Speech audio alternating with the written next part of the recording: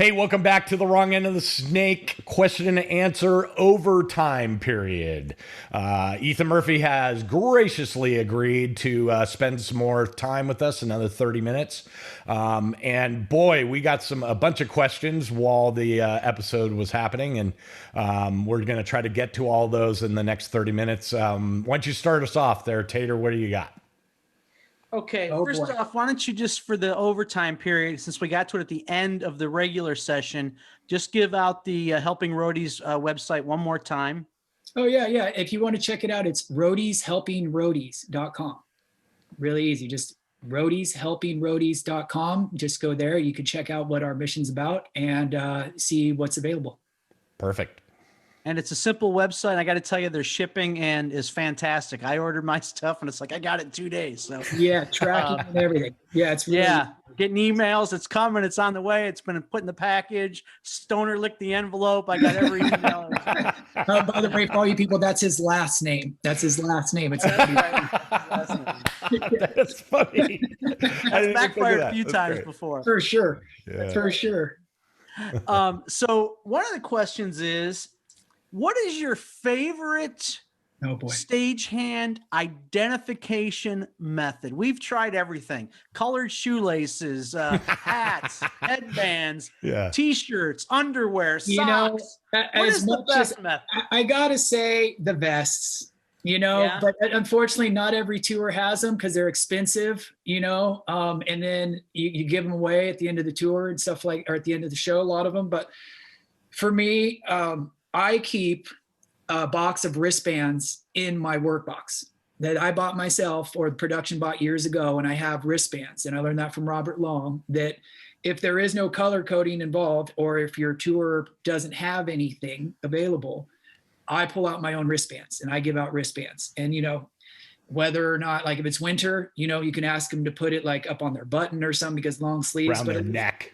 Something, but at least then there's some kind of identification, because the tape by the crew chief on the arm and all that stuff, like that's cool, but that's not consistent.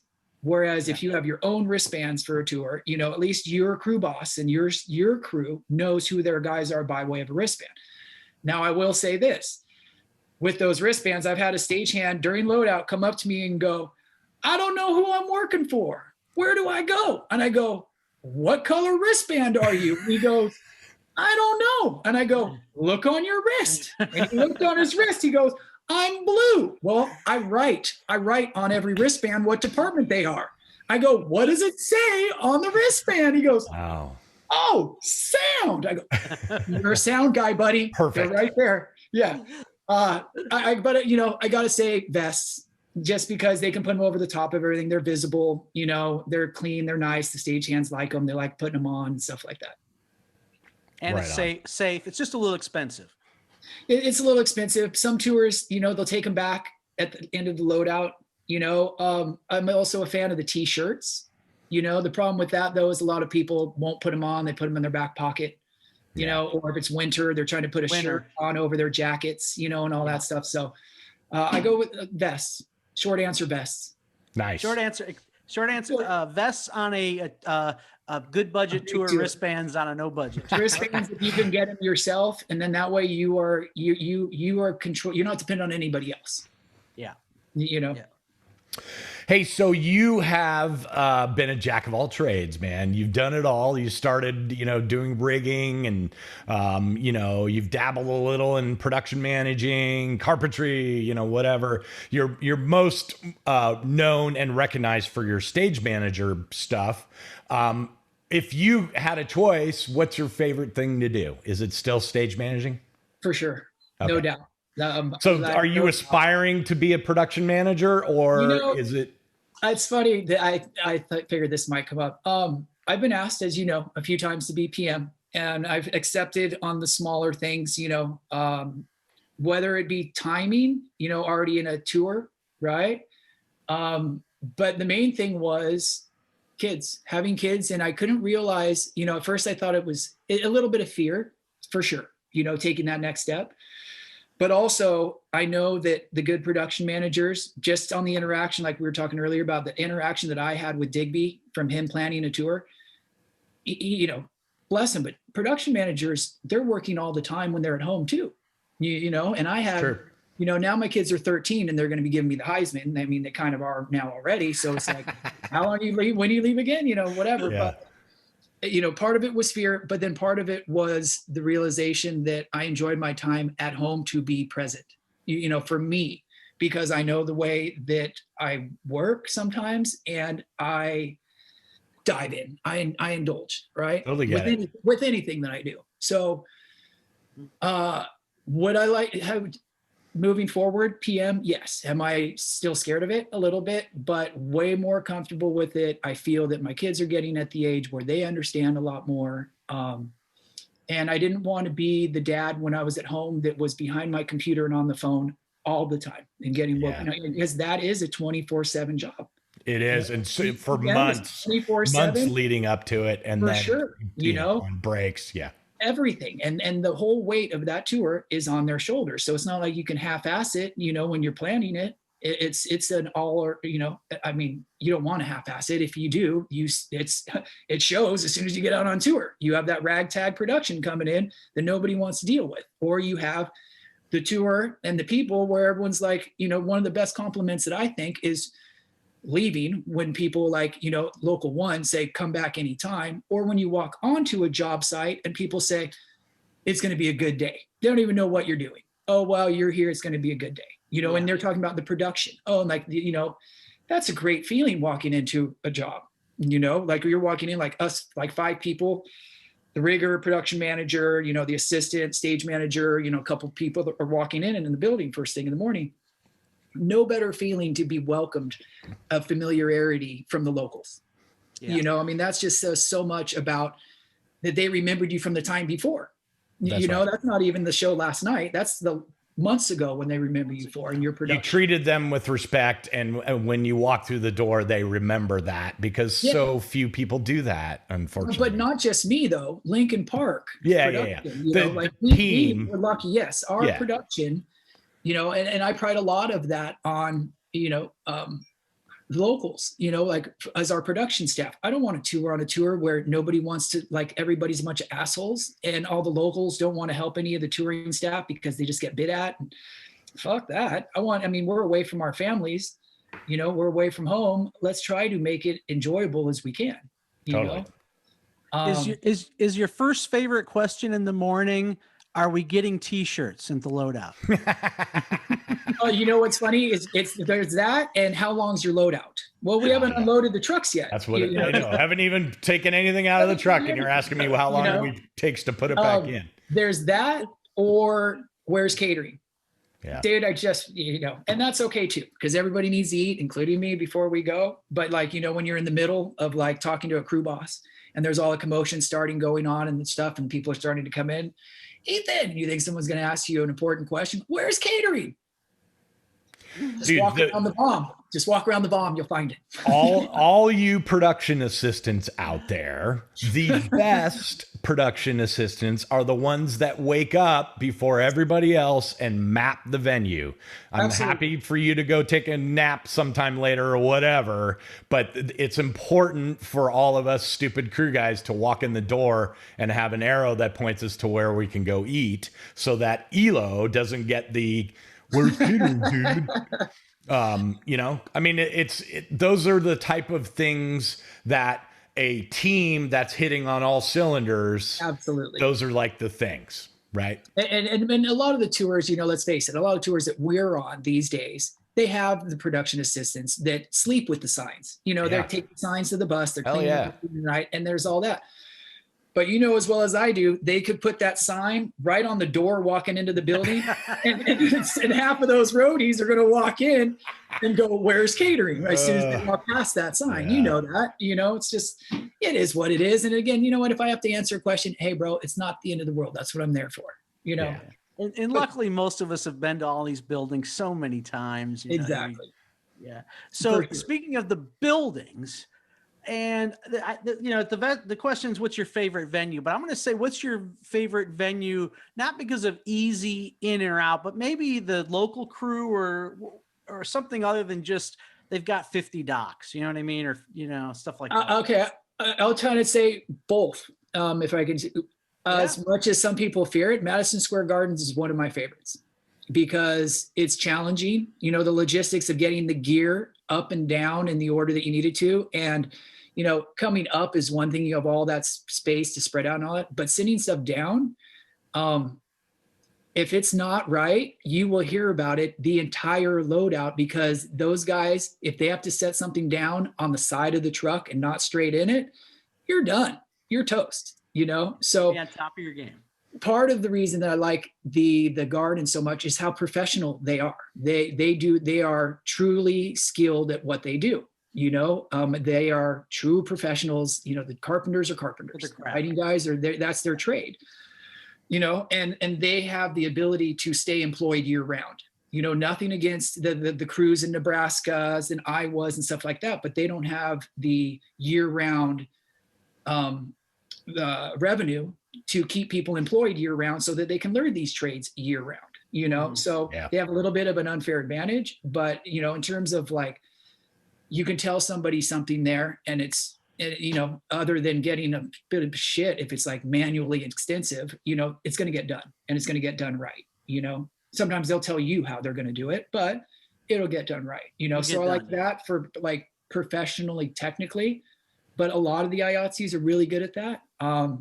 About maybe the nostalgia of just being in there, you know, in Madison Square Garden, but there's a lot of hardworking crews as well, you know, that I like that make the building. You know, there's some shitty venues where the crew knows it's a shitty venue and they make it work, you know, and they know you listen to them on what's going to help in certain situations. You know, I know my gear, but I don't come in trying to tell people that I know their venue better than them. Totally. You know? Yeah. How about internationally? Like, what are the challenges as a stage manager working in Bulgaria? You know what I mean? Or what are the challenges? And also, before you answer that, what's your favorite international venue? Ooh, international outside of the U.S. Can it be a festival? Absolutely, it can. Rock and Ring. Yeah, me too. I mean, all the way around. But I'd say I really enjoy working in Japan. I really enjoy working in Japan as a whole as well. You know, because again, efficiency, pride in what they do. You know, they don't. How do you feel about the change of that though? I remember over the last few years.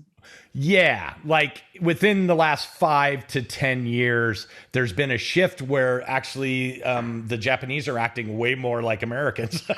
Sure. You know what I mean? I think it's a lot of the older generation has moved on. And I think that the younger generation just doesn't have the experience yet. Okay. That's an interesting take on it. And it wants me to I want to have more hope than think that they're going down the drain. I think it's more so that it's a turnover and in time, because they're very prideful. You know, I just think that a lot of the old school people are moving on. And I think that the younger people just haven't had the experience to be where the older generation was. Yeah, I mean, you know, just real quick, we'll explain, you know, back in, 20 years ago, going to Japan was literally like the first day there would be somebody following you around with a notepad, taking notes about what you did during the day. And then at the second show, all of that stuff would be done before you even showed up. No, absolutely. It was the best place to work in the world by far for years and years and years. And I've noticed a little bit of a shift in that. And that's kind of why I brought it up. So. Yeah. Well, I think some of that though too has to do with the international artists coming in and telling them, don't touch my stuff when I'm not here. I know, which is, there's a lot of that because it's dumb. Let's face it. And the Japanese a lot of times did it better than we did. 100%. I mean, there's times, and I remember specifically, we were putting lights out on one of their battens. It was Pentatonics in a theater, and they're spacing out their lights. And one of my guys just, put a light on or whatever. And he told the guy, don't worry about it. It's all good. Well, their crew was coming behind with a ruler and making sure that every light was exactly spaced to the millimeter, like everything had to be on point for them. You're telling them it's okay, don't worry about it, it's only off a half inch. Not okay with them. They won't do it for you, but like you would walk away and come back and they're doing it all, And then I will also say for Pentatonics, I did show up and we were using a lot of their local production, and we would show up after the first time and they would have the local production built. Like they would have the riser system built. They would do everything, but they would unload our stuff and leave it in a pile. Right. Yeah. And I'm guessing, again, a lot of that has to do with don't touch our stuff, the technical equipment and stuff like that. I think if someone like you guys went in and said, hey, with the relationships you guys have with the people you trust, and said, hey, here's our gear, we're okay with you setting it up overnight, you'd probably come back the next day and it'd be done. Oh, and it would be perfect. Yeah. So I think you're right. I think you're right. That definitely has depends as well. So let me ask you this. In my time in this business, it slowly changed. We went from, you had more union crews, we're getting more non-union, but still the non-union crews had people that knew what they were doing. Now the promoters are throwing really manpower people at us, just labor, right? Not educated at all, even what a twist latch is or how to roll the cable. There's no education at all. It's labor service. 10 minutes. It's just manpower, right? And I think that's a massive disservice to the unions and even to the non-union people that are very good at their craft. And how does that affect you when you're dishing those people out? And it's nothing against them. They're taking a job, that trying to feed their families and get a job, and they were offered and they're taking it as anybody would. For sure. Or they're in jail and they're just there because. Well, no, for sure. You got to blame the people that are hiring them to throw those people at us. But I've gotten to some points where I'm almost offended by the people they've thrown at us, the lack of not them hiring those people, not even giving them a 10-minute prep of how to twist a twist latch. You know what I mean? And that's got to be very tough on a stage manager.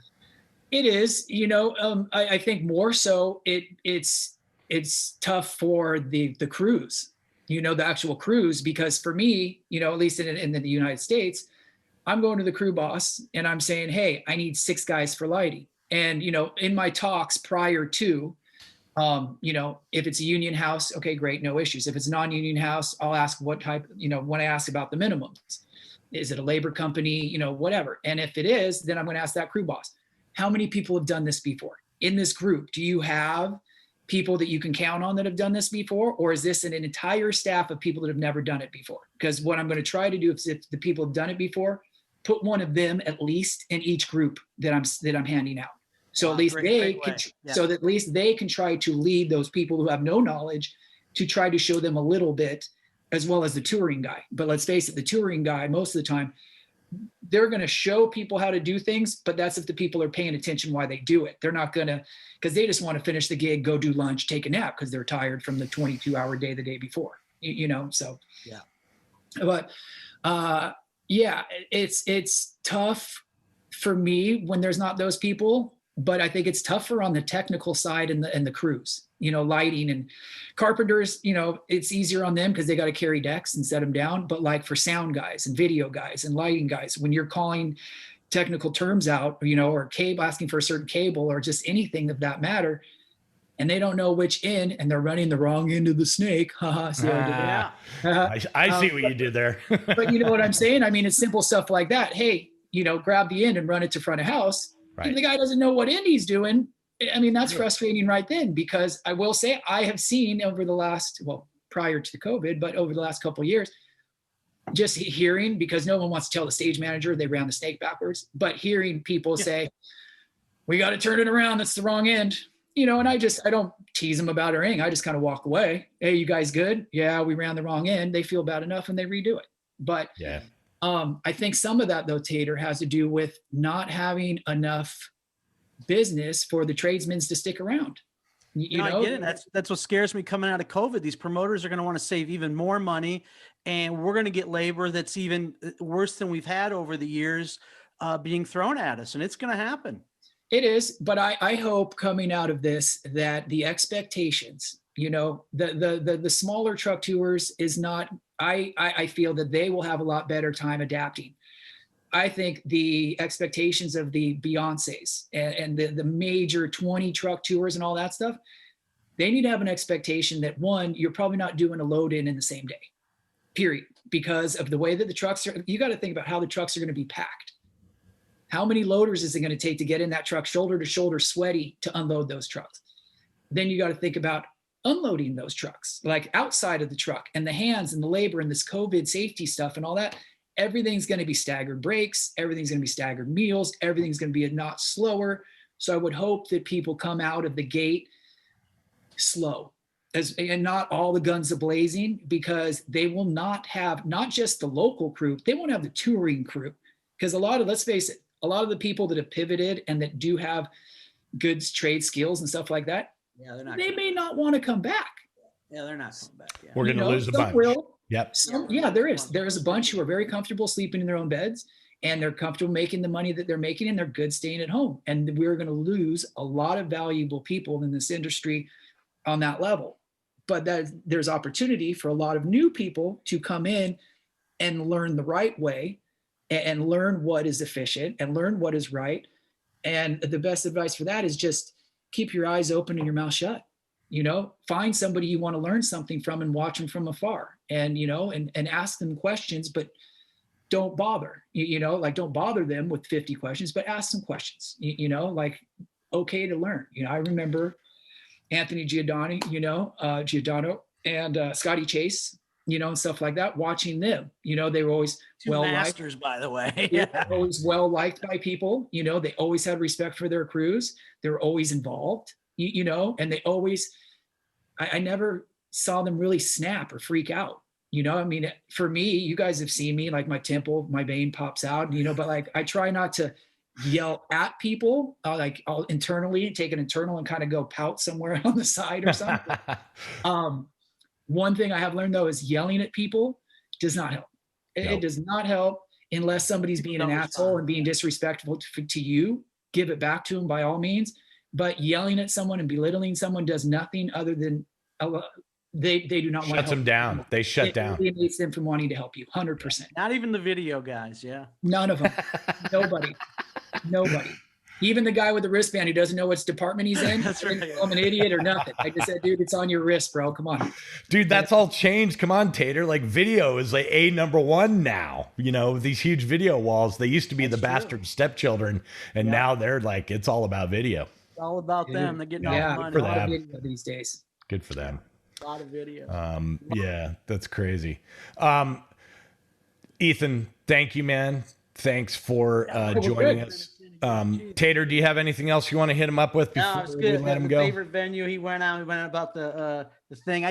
I'll throw one anecdote in. I just remember when Dylan and Eli were very young. I don't know where we were. We were at Third Encore somewhere doing rehearsals, and they came down and you told them I went to school with Chewbacca, and they loved it. Yeah, dude. Hey, up until about 2 years ago, they still thought that, buddy. And what's great too is when I told them I was doing this interview with you, and they're like, Tater, I'm like, do you remember the guy that went to high school with Chewbacca? And they're, oh yeah. Oh, that's awesome. Dude, Tater, you guys, they're 13 now. Wow. I can't believe it. When you said that earlier, I was like, oh, dude, it seems like I left that show in Maryland or Baltimore just the other day. Yeah. Wherever that venue was that I left early for. Crazy, man. Yeah. Nuts. They grow up fast. Wow. Dude, I appreciate you guys, man, for real. Thank you, man. Great seeing you. Really good talking to you guys. And man. I mean, listen, we are all family that work in this business, but when you work for a band, when you're lucky enough to work for a band that's 10 years or more with that band, that means that you're spending, a third of your career touring with the people that are working for that band. So, and 2/3 of each year of those 10 years with that's right. Yeah, so it is truly family, and it's the way I feel about you, and it's really great to speak with you and see how you're doing. Absolutely, man. Yeah, man. It's the relationships that we get from doing this and with Linkin Park, invaluable. Yeah. I mean, if you think of the Linkin Park being the tip of the umbrella, Yeah. Just think of all of the relationships that you've met by way of Linkin Park. Oh, totally. By way of, because of Linkin Park, you know, and that's something that I'm forever grateful for, and breaks my heart, Chester, but you know, love the guy forever. Yeah. Yeah. That was super traumatizing, but thank you again. And we hope to see you soon. And tell us one more time, go buy t-shirts from Roadies Helping Roadies, right? roadieshelpingroadies.com. And if you don't buy one, that's not a problem, but just share it with everybody that you can. Tell all the people that have jobs, you know, and like to go to concerts, because that's who it's helping. Yeah. And also, you know, us roadies, we got a lot of t-shirts. Buy one for somebody else. Buy a couple for somebody else. You know, other people love them. They don't get them all the time. For sure. Let them wear it and let them tell the story. So you know, and one last thing, Pooch, just if I can say one thing that helps me on a daily stage managing is just literally trying to be ahead of a problem before it starts. You know, any plan that goes on that day, if I can't tell you how much it helps your crew's day if they don't have a problem. To anticipation is the number one. Or it's like, I mean, some simple, like if the building guy says, this is your storage, and it's like a 20 by 20 room and you have 5 trucks worth of storage. Okay, where's next? And then go in and telling that crew chief, hey buddy, you have this much space in this room. This is where the rest of your stuff is going to go. So you don't send him to the storage room with all the guys push it down there, and then there's no space. He's got to push it all back. You know, it's just trying to stay one step ahead of everybody else, you know? So, man, it's a lot. Like, you know, I have total respect for you to be able to manage all of that stuff. It's something that doesn't interest me at all. and I'm so glad that there are people like you that that enjoy it. So the hours don't interest me at all. I'll tell you that. Yeah, well, the hours don't. Yeah, I like it still. Like you were asking if PMing is something that I want to do. I do want to do it 100%. But one of the reasons that I'm still on the longest semester ever is because as an economics major, I figure I would have ended up behind a desk, you know, and that's just not me. I enjoy the adrenaline rush, you know, and making everything work and meeting all the people and making like all this. Let's face it, there's a lot of different psychologies in our business. I mean, you know, minds from left, right, center, and everything in between, some right, some wrong, some indifferent. And experiencing that with everybody for a common goal, I still really get off on that. You know, I mean, there's nothing like having a great day, right? From load in to the show to load out. If you have a day, where all that works, all cylinders firing. It's a great feeling. Yeah, absolutely, absolutely, for sure. All right, man. Thanks very much. We'll talk to you soon. For real, guys. Stay in touch. Tater, I'm gonna kick your ass when we play fantasy football.